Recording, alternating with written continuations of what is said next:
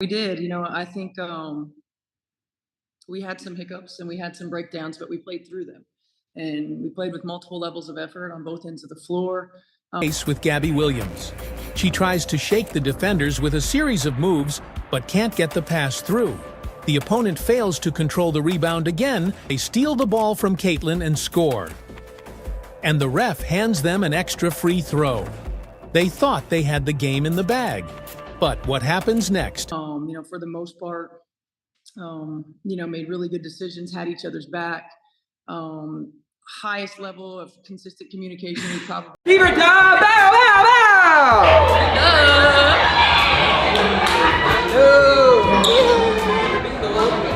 There we go! We crushed them in fast break point 17-8. Right, we crushed them in second chance points. AB's efficiency is about us getting her the ball on time and on target, and I thought we did a better job today. You have to have a conversation with the player like Kelsey Mitchell. Feel free to shoot. She got that juice from that energy, that first game back energy. But now what you're gonna get now is the fatigue. The fatigue is setting in. The tiredness in the legs is setting in. The fact that she can't get around anybody is setting in.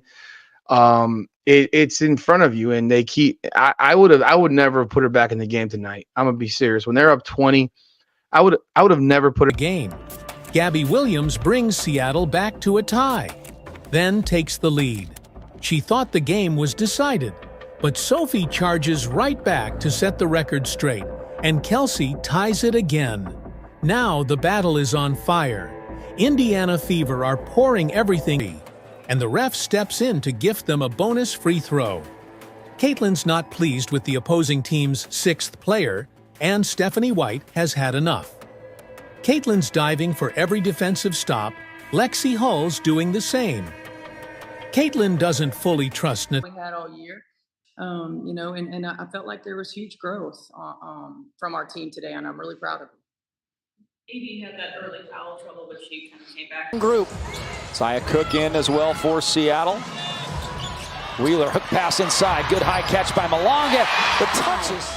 Dantas against Malonga, giving a little bit of room, trying to block that shot, at least alters it, but nice shot by Dantas, who has been on the fadeaway. Mitchell. 20-11. Okay, all of those things, y'all, all of those things are winning in the margins, right? Winning in the margins. And when it comes down to tough games, when it comes down to gut check games, and this was a gut check back against the wall game for us. But I'm so proud of you guys. She had a career high. Just what can you say to her tonight? Just what a hell of a job.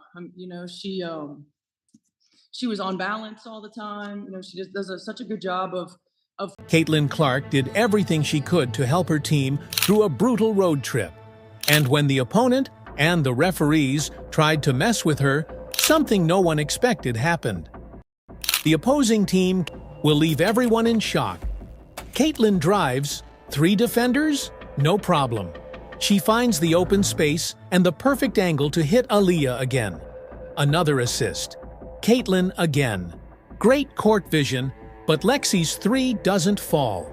So Facilitating that, I feel like sometimes she misses opportunities to be a scorer for us. And outside of one time when she passed it out when she had a guard on her, I thought she did a good job. People now that the personal reason is a bunch of crap when it comes to the WNBA. Like, can we stop it?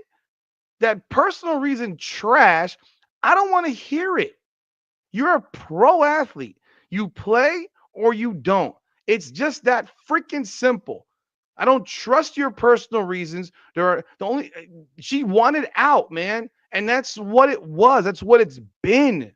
It's what it's been. She wanted out, and now she's out. And now it's come out that she's constantly directing. She's the enforcer this team always needed. She shuts down the first scorer, then the second. Now she's controlling the glass. Indiana Fever pull ahead by a comfortable margin, and Caitlin says, "Let's keep going." Caitlin is back. Gabby Williams can't believe what she's seeing. Now Caitlin is at. I thought we did a really good job of recognizing the hot hand. and of recognizing the action that was giving us success. And over 5 assists per game. But the WNBA media, who kept calling her just a shooter last year, won't tell you that. Lexi is defending everywhere. She's the most improved player this season, and she sent DeWanna Bonner straight into retirement. The opponent nails a three. Making the right reads and the right plays. She was efficient. She was hunting opportunities, and we were getting her the ball in a timely manner. And so much of The way that you respond. Kels, man.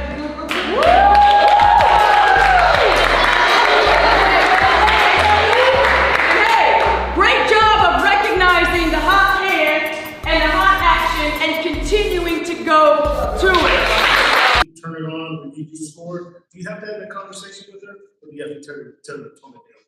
No, I mean, Kelsey just wants to play. Like, you ask her, she's like, I just want to hoop. The rim, but no shot clock violation is called.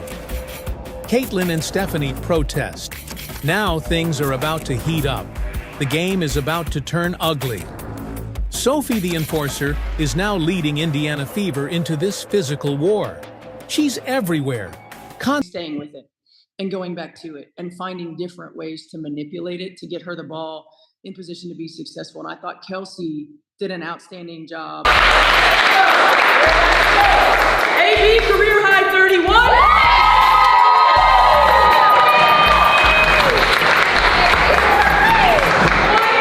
Composure, finishing around the rim, and your 800 career rebound. Of being on balance, of recognizing her moments, when to score, when to facilitate, of probing the defense and making the right play.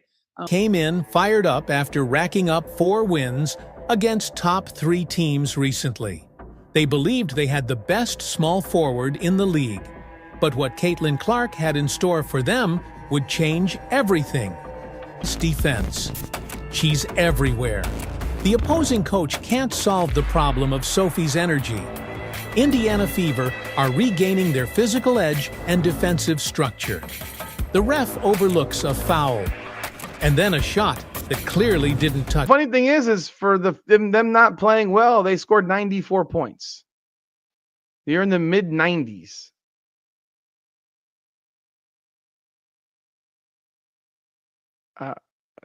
I'm not following what I don't know if people are replying to me or I'm talking. Caitlin Clark right now is going through some shit, and I think she needs to take a night off. Realistically, I would recommend she not play Thursday because she's. I thought she was just outstanding. Nothing to worry about with Caitlin. They're just getting warmed up. Lexi, first career double-double.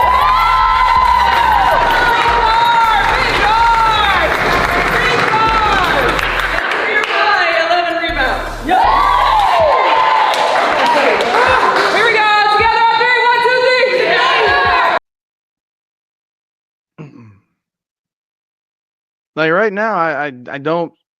You got to get a consistent 8 to 10 points off the bench from Sophie Cunningham. She can't be putting up 2-point games. She can't be putting up 2-point games. Those just aren't acceptable either. Her last 2 games, she's combined for 2 points. She had 2 points today, 0 points last game. That's just not going to cut it. I hope not. I haven't talked to anybody about that, but I hope not. That's it. All right. With explosive speed and finishes the layup. Opposing players call for help from the referee, and the referee obliges. But Caitlin just says, "We're just getting started." She's the only player in the league this season averaging over 15 points, over 5 rebounds, and great. You have to be great. You have to be the best center in the league this year.